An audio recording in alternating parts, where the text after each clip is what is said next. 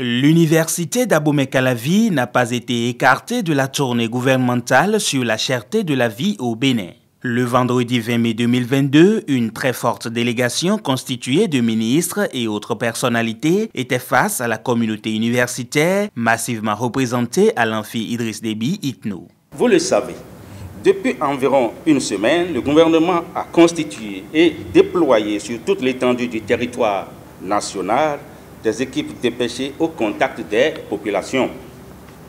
L'objectif est de fournir aux citoyens des explications et messages de sensibilisation au sujet de la cherté de la vie. À la tête de cette délégation gouvernementale, le conseil spécial du chef de l'État a évoqué les 3 raisons fondamentales de la hausse des prix au Bénin. La pandémie de la Covid-19, la guerre russo-ukrainienne et la crise sécuritaire dans le Sahel.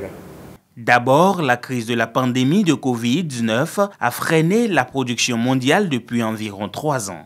Les mesures du gouvernement ont permis à l'époque de limiter le nombre de victimes de cette pandémie et de préserver l'activité économique. Le Bénin commençait à peine à se relever de cette crise sanitaire quand survint le conflit russo-ukrainien. En effet, la guerre russo-ukrainienne est venue dégrader les résultats obtenus de la riposte de la crise, à la crise sanitaire en raison du rôle capital que ces 2 produits jouent dans l'approvisionnement du monde pour certains produits stratégiques comme le pétrole, le gaz et les produits céréaliers comme le blé.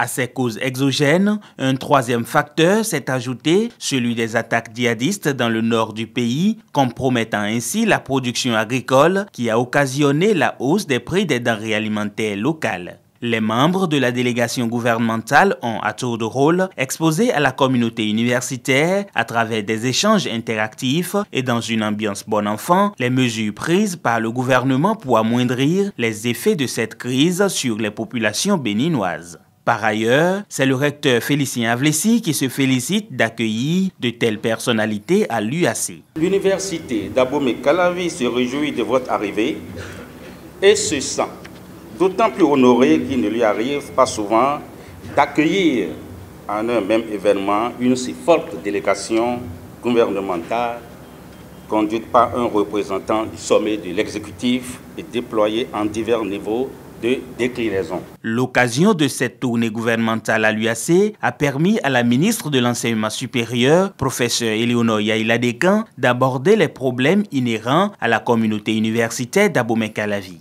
Il s'agit entre autres des questions de recrutement d'enseignants, de la disponibilité des bus de transport et de la restauration au profit des étudiants.